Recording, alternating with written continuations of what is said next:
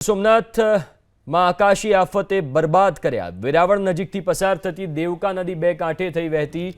આંબલિયાળા ગામને જોડતા કોઝવે પર ફરી વળ્યા પાણી। 1982ના વાવાઝોડા બાદ પ્રથમવાર કારતક માસમાં દેવકા નદી બે કાંઠે વહેતી થઈ છે।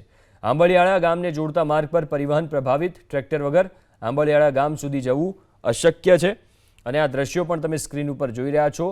કોઝવે ઉપર પાણી ફરી વળ્યા છે। ગીર સોમનાથ જિલ્લામાં વેરાવળ નજીકથી પસાર થતી દેવકા નદી બે કાંઠે થઈ, જેના કારણે આંબલિયાળા ગામને જોડતા કોઝવે પર પાણી ફરી વળ્યા। સોમનાથમાં આકાશી આફતે બરબાદ કર્યા। વેરાવળ નજીકથી પસાર થતી દેવકા નદી બે કાંઠે થઈ વહેતી। આંબલિયાળા ગામને જોડતા કોઝવે પર ફરી વળ્યા પાણી। 1982ના વાવાઝોડા બાદ પ્રથમવાર કારતક માસમાં દેવકા નદી બે કાંઠે વહેતી થઈ છે। આંબલિયાળા ગામને જોડતા માર્ગ પર પરિવહન પ્રભાવિત। ટ્રેક્ટર વગર આંબલિયાળા ગામ સુધી જવું અશક્ય છે અને આ દ્રશ્યો પણ તમે સ્ક્રીન ઉપર જોઈ રહ્યા છો। કોઝવે ઉપર પાણી ફરી વળ્યા છે। ગીર સોમનાથ જિલ્લામાં વેરાવળ નજીકથી પસાર થતી દેવકા નદી બે કાંઠે થઈ, જેના કારણે આંબલિયાળા ગામને જોડતા કોઝવે પર પાણી ફરી વળ્યા।